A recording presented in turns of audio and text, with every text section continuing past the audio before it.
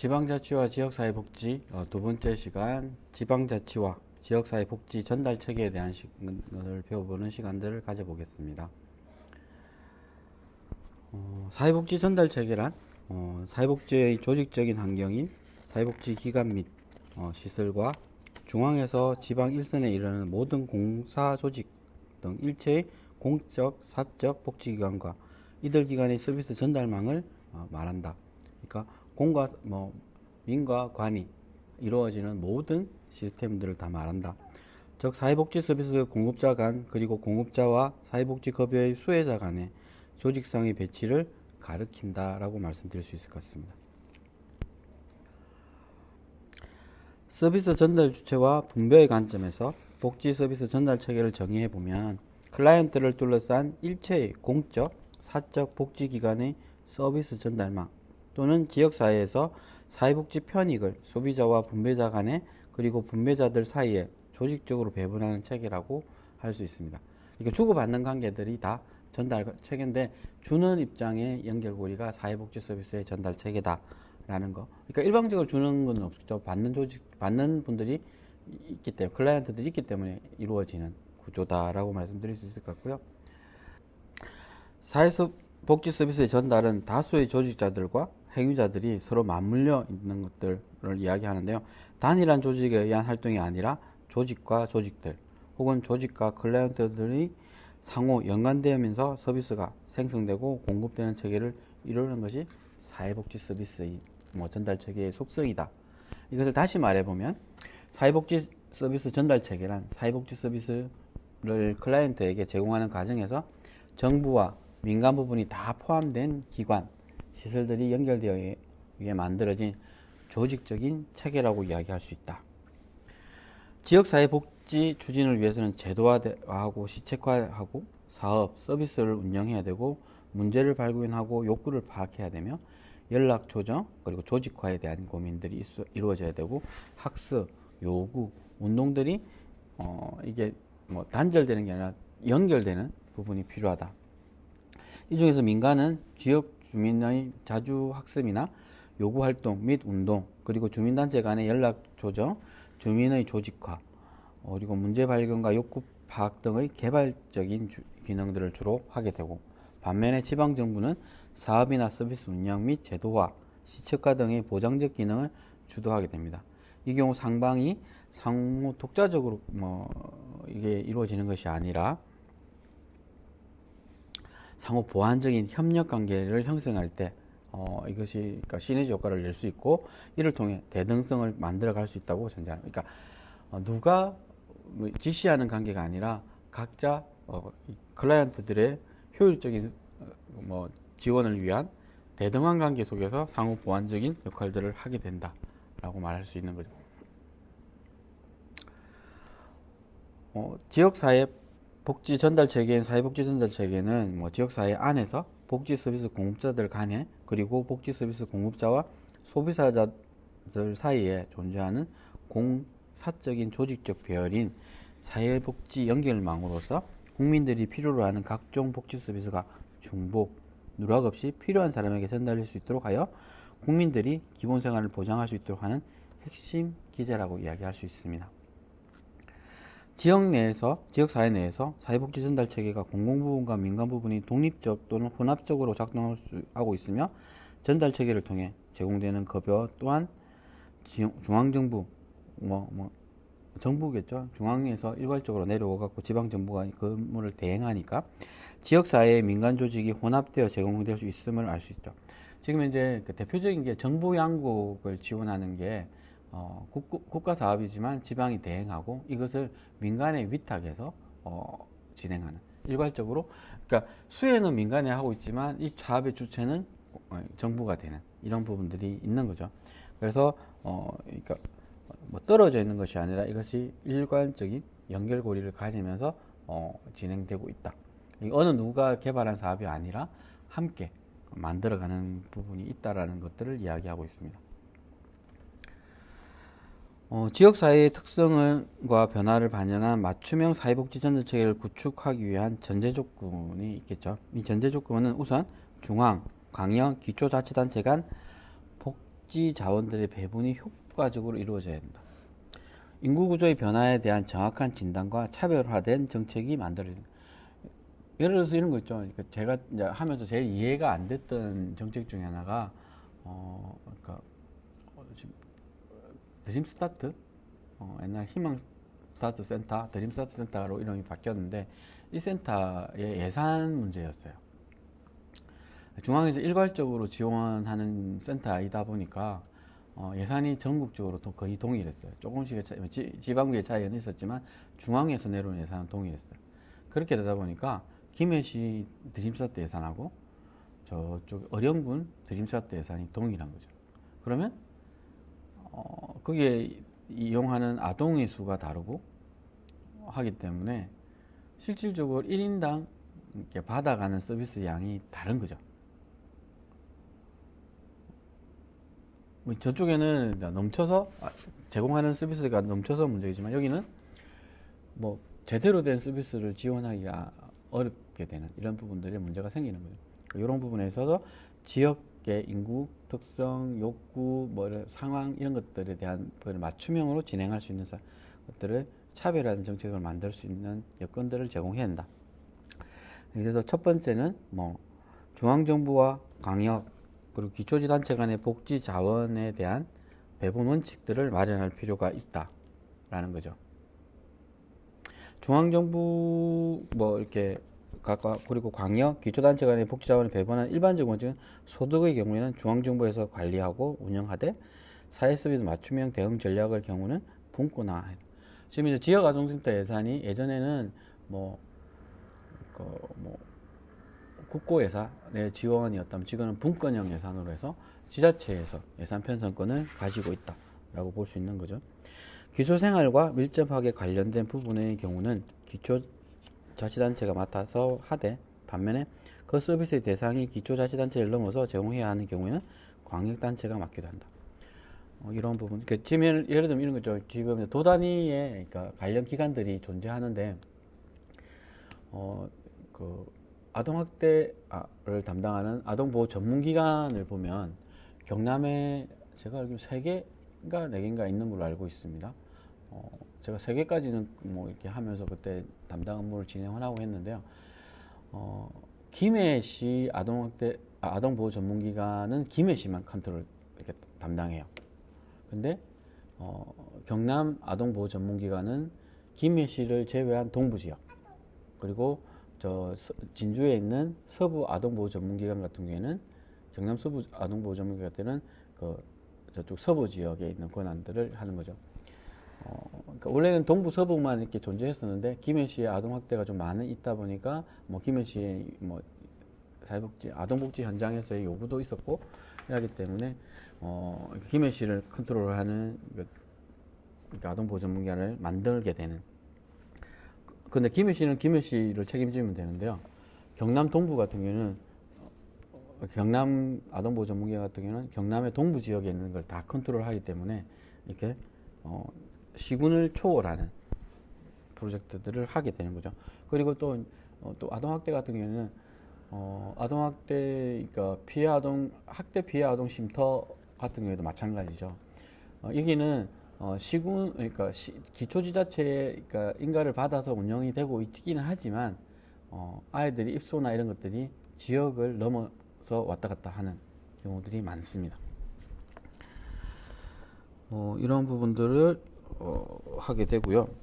두 번째는 인구 구조와 변화에 대한 정확하고 객관적인 진단이 필요하다. 특히 인구 구조에 대한 유형별로 분류를 통해서 각 유형별로 어떠한 복지가 필요한지를 파악해야 된다.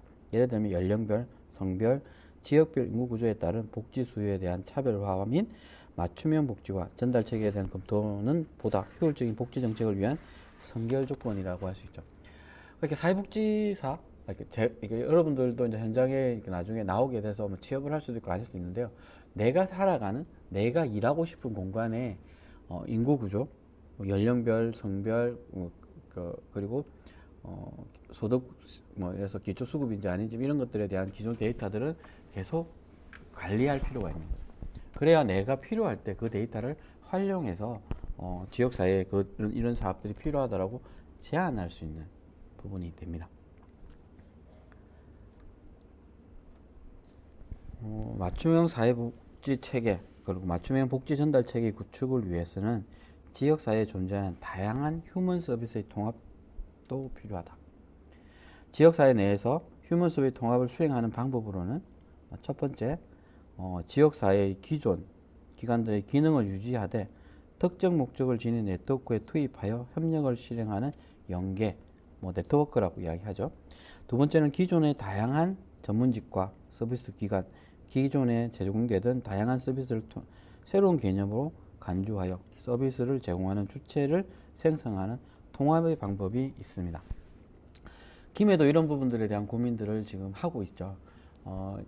지금 이제 5기 보장 계획 내에서도 당초에 그러니까 김해시가 노인복지관, 장애인복지관에 비해서 종합사회복지관이 좀 부족하다라는 부분을 그 논의 과정에서 도출해내고 이것을 제안하고자 했었습니다. 그런데 그때 당시에 이제 지방선거가 그러니까 끝난 상태에서 시장님이 변경되고 바뀌시고 이렇게 하는 과정에서 그때 이제 정책 공약 사항하고 이제 검토하는 과정들이 있었는데 공약에서 노인복지관 하나 더 짓겠다라는 공약 내용이 있었어요. 그렇게 하다 보니까 이게 이제 충돌하기 시작한 계획한 팀하고 이제 저쪽에 이제 정책팀하고 이렇게 되다 보니까 줄다리기가 왔다 갔다 하는 과정에서 지자체장의 승인이 나지 않으면 이 계획 자체가 이제 복목지역에 보고할 수 없는 이런 부분이 있어서 타협점을 그때 찾았죠. 찾았던 게 노인복지관을 짓되 복합형 노인복지관을 짓자라는 제안을 했었고 그것을 이제 받아들이면서 이제 이야기를 했었고 근데 저희들의 입장에서는 끊임없이 종합복지관의 고민들을 전달할 필요가 있다라고 생각하면서 그것에 대한 부분들을 하면서 복합형 노인복지관에 대한 이야기들을 했습니다. 근데 이게 이제 점점 1차년도, 2차년도를 오는 과정에서 1차년도 마지막 부분, 2차년도 초입 부분에서 논의하는 과정에서 다시 종합복지관인데 복합형으로 그리고 노인 사업을 좀 많이 하는 종합복지관의 방향 등을 잡고 그러니까 지역에 필요한 수요를 채워내는 작업들을 하자라는 것들이 이루어졌고요. 그래서 이제 기능이 다 그리고 지금 현재도 현재 있는 복지 시설들 좀 큰 규모의 대규모의 시설들을 다원화시키는 고민들을 하고 있습니다. 한기능 그러니까 노인복지관에서 청년들을 위한 프로그램들을 진행한다든지 지역에 있는 다양한 기관들을 활용해서 프로그램들을 사회복지사를 파견해서 프로그램들을 활성화하게 됩니다. 제가 지금 있는 그러니까 삼방 마을 어울림센터도 그런 역할들을 하게 되는 거죠. 마을학교도 들어와 있고요. 어르신들을 위한 프로그램도 들어와 있고 당초에는 그런 고민들이 아니었지만 지역에 이런 것들을 하면서 인제대학교도 들어가고 김해대학도 들어오고 지역에 있는 다양한 기관들이 들어와서 교육청도 같이 공동 프로젝트를 한다든지 이렇게 하는 통합에 대한 고민들도 이루어지고 있다라는 부분들을 말씀드릴 수 있을 것 같고요. 하지만 다양한 분야에서 종사하는 다양한 분야의 서비스 제공자들은 휴먼 서비스라고 하는 하나의 새로운 분야의 시스템으로 통합하기는 여전히 그러니까 제일 필요한 게 시간도 없고 돈도 없다라고 말씀드릴 수 있는 것을 그래서 휴먼 서비스 통합을 위해서는 휴먼 서비스 공급자를 네트워크 내로 통합시키고 협력을 통해 전범위적인 서비스를 제공하는 방법이 비교적 효과적이고 효율적이다라고 그리고 현실적이다. 그래서 저희들이 했던 것 중에 하나가 이제 그러니까 저희가 삼방 어울림센터 안에 동김해 행복마을학교를 유치하는 과정들이 그러했습니다. 지역 내에 공간이 그러니까 조금 논다라는 표현이 좋은데 낮 시간대 활용도가 떨어지는 공간에 지역에 있는 그때 당시에 이제 장유면에 2개 있던 마을학교 그리고 동김해 쪽에는 없어서 이것을 그러니까 하나를 옮겨오는 작업들이 시기가 좀 맞았죠. 그래서 조금 쉽게 이렇게 가져오면서 동김해 마을학교라는 프로젝트에 대한 고민들을 하게 됐고요.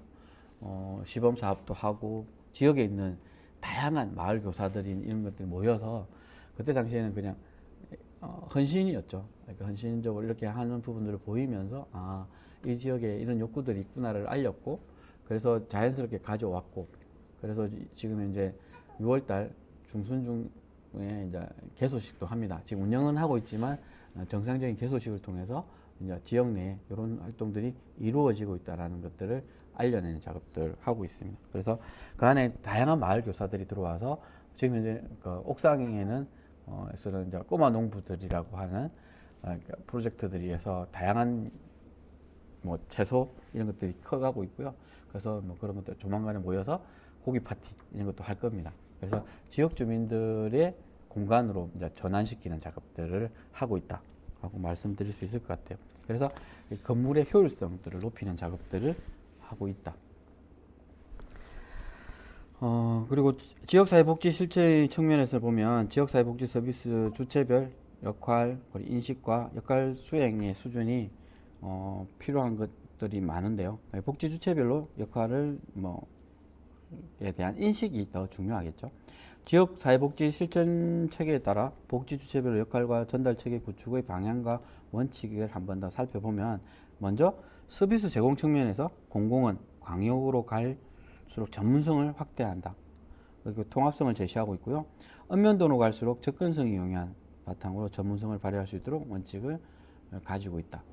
그러니까 한 번 가서 내가 받을 수 있는 프로그램들을 서비스를 확인할 수 있어야 되는 거죠. 그 서비스 하나 받기 위해서 몇 번을 간다라고 한다면 그 효율성이 떨어지는 거죠. 반면에 민간은 전문성을 바탕으로 해서 접근 용이성이 중요한 원칙으로 제시되었고, 따라서 공공 사회복지 전달 체계는 지역 사회 보장 계획이나 지역 특성에 맞는 사회복지 정책 수립 시 지역 주민들의 복잡하고 다양한 문제를 해결하기 위하여 서비스들 간의 상호 유기적인 협력 체계가 이루어질 수 있도록 형성한 것을 의미한다.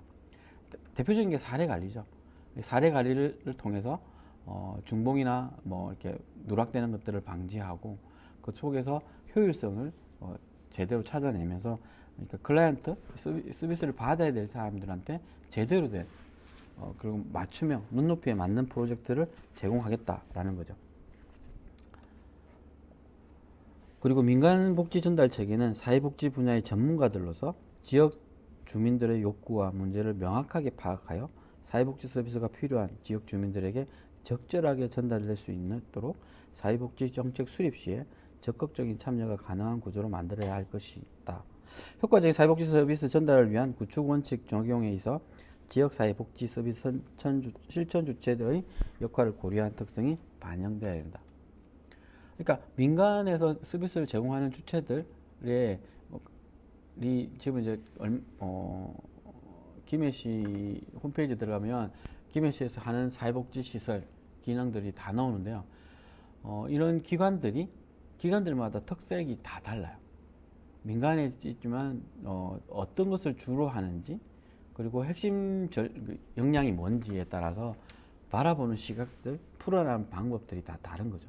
이것들을 잘할 수 있도록 만들어 줄 필요가 있다 라는 것이고요. 효과적인 지역사회복지 전달체계 구축과 운영을 위한 사회복지 전달체계의 개선 방향으로 분권형 사회복지 전달체계의 구축, 그리고 사회복지 전달체계 거버넌스 구축을 제안할 수 있습니다. 그러니까 분권형에 맞는, 지역에 맞는 이런 것들의 전달체계를 구축할 필요가 있고, 거버넌스 이런 것들이 필요하다. 좀 더 구체적으로 살펴보면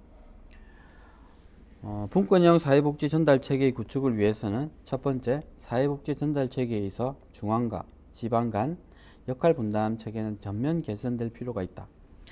전국적으로 일관성을 가지는 복지 서비스는 중앙정부가 담당하고, 지역 특성을 고려해야 하거나 복지 대상자들의 개별적인 상황을 고려해야만 하는 서비스는 지방정부가 담당하는 방식으로 개선될 필요가 있죠. 서로 그러니까 중앙정부하고 지방정부가 싸울 필요는 없다라는 거죠. 그리고 중복될 필요도 없다라는 거죠.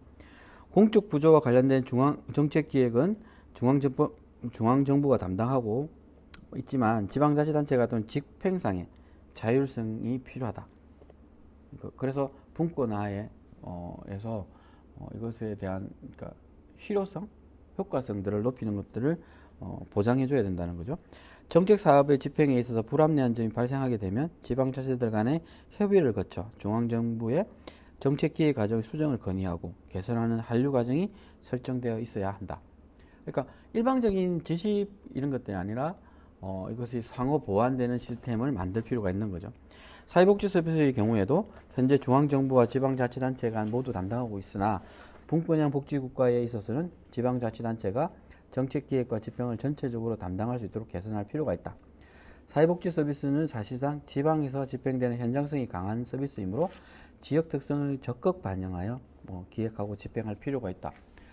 그렇다고 해서 지방에서 마음대로 할 수 있게 하는 건 아니죠. 그러니까 일반적인 원칙, 매뉴얼 하에 지방의 자율성을 보장해주는 이런 것들로 가야 되는 거죠. 따라서 보건복지부는 복지에 관한 컨트롤 타워 기능을 담당하게 하고 복지 대상들의 편의를 위하여 지역 차원에서 사회복지 서비스 전달체계 통합성이 구축되어야 한다. 아무리 중앙정부의 통합성을 강조하여도 유사성이 있는 각 부처의 개별 사업들이 모두 통합되어 추진되지는 않을 것이다. 대표적인 게 지금 아동 돌봄이죠. 그러니까 마을 돌봄이라고도 표현도 하고 아동 돌봄이라고 이야기하는데 유사 사업이 너무 많은 거죠. 그러니까 지금 이제 보건복지부 내에서도 그러니까 지역 아동센터 그리고 다함께 돌봄센터가 같이 아동복지시설로서 방과후 프로그램을 지원하는 그리고 교육청 내에서도 늘봄 학교, 늘봄 센터 뭐 이게 있고 그 안에 방과후 교실, 방과후 학교, 마을 학교 뭐 이런 것들이 좀 다른 결에서 시작이 되고 있고 여성가족부도 그 관련된 사업들을 하고 있고 아까 보건복지부가 2개 사업이 있다고 했는데 보건복지부에서 바우처 사업으로 초등 돌봄에 대한 이야기들을 또 하고 있고 이런 것들이 중복에 대한 부분들이 있다라는 거고 따라서 최종 집행되는 지역의 집행기구가 분절되어 내려오는 사업들을 통합적인 사고에서 집행할 수 있도록 하는 방법들이 필요하다. 그러니까 각 부처에서 사업들을 내리는데 근데 실행하는 과정에서는 하나의 단일 창구인 거죠. 기초지자체의 읍면동이든지 아니면 담당 부처든지 그러니까 그 부분인데 똑같은 사업이 아까 이야기했던 아동 돌봄, 마을 돌봄이 하나의 부처로 내려오는 거죠. 이런 것들에 대한 그러니까 조율할 수 있는 역량들이 키워야 되고 그거에 대한 지원책 그리고 우선권에 대한 지방에서의 결정권 이런 것들을 줄 필요가 있는 거죠. 말하자면 사회복지 서비스 공급과 복지사업 추진을 위한 통합적 허브 기구가 필요하다. 플랫폼이라고도 할 수 있고 다양한 형태인데 근데 이거의 결정권을 누가 가지느냐라는 부분들이 이제 존재하게 되는 부분이지 않을까 생각합니다. 이어서 세 번째, 지역사회복지 전달 체계를 개선하기 위한 사회복지 거버넌스 구축이 필요하다. 거버넌스형 사회복지 전달 체계는 사회복지 컨트롤 센터의 기능을 하게 되고 사회복지 부분에 관련 실체를 가진 네트워크를 구축하여 상호작용을 강화하게 된다. 김해에도 이런 부분이 있습니다. 뭐냐면 김해 내에도 사례관리 관련해서 그러니까 민과 관의 전문가들이 모여서 이런 거버넌스 아니면 전달 체계에 대한 부분을 협의하고 이걸 효율적으로 하기 위한 네트워크가 구축이 되어 있는 거죠. 이러한 네트워크들을 활성화시키기 위해서 교육도 진행되고 있고 최근에는 있는 쌤들이 너무 그러니까 스트레스를 많이 받는다 그래서 힐링이나 교육, 역량 개발 이런 것들에 대한 지원에 대한 고민들이 많아지고 있다라고 이야기 드릴 수 있을 것 같고요. 사회복지 전달 체계의 거버넌스는 시민 참여 활성화를 전제로 운영돼요. 최근에 이제 김해시 같은 경우에도 이번에 이제 보장 계획 안에 들어가는 것 중에 하나가 그런 거 있어요. 그러니까 보조금의 부정 사용들을 조금 맞춰보는데 시민들이 참여해서 함께 이런 것들을 고민해 보겠다라는 이게 의제는 던졌어요. 근데 그게 아직까지는 쉽지 않은 구조라는 거, 그러니까 민이 바라보는 거하고 관이 민을 바라보는 시각들이 다르다라는 부분이 있어서 조금 힘든 부분이 없지 않아 있습니다. 먼저 현실적으로 복지 서비스의 상당 부분은 민간 사회복지기관이 공급하기 때문에 거버넌스식으로 운영한다면 이들의 핵심적인 주체를 인정해야 한다. 현재 한국 사회 복지 서비스의 공급은 정부가 직접 생산하는 것이 아니라 대체로 민간 사회에서 생산, 공급하는 방식들을 취하고 있다. 거버넌스 체계를 운영된다면 이들 민간 사회복지 서비스 기관들의 참여가 필수적이다라고 할 수 있겠죠. 다음으로 사회복지 서비스의 대상자인 시민들의 의견을 대변할 수 있는 시민사회단체들도 참여해야 되는 거예요. 그래서 각계가 다 어떻게 보면 서로를 감시 아닌 감시를 해야 된다라는 부분이 있는 거죠. 결국 사회복지 거버넌스는 기존의 정치, 행정, 엘리트 집단에 의해서 주도되는 방식이 아니라 시민들의 참여를 통해서 민주적 운영 체계로 만들어서 진행돼야 된다. 그러니까 프로그램의 일방적인 전달이 아니라 제공이 아니라 소비자들도 자기의 의견을 이야기하면서 클라이언트들도 자기 의견을 좀 이야기하면서 내한테 맞는 서비스를 제대로 받게 만들어줄 필요가 있다라고 말씀드릴 수 있을 것 같습니다.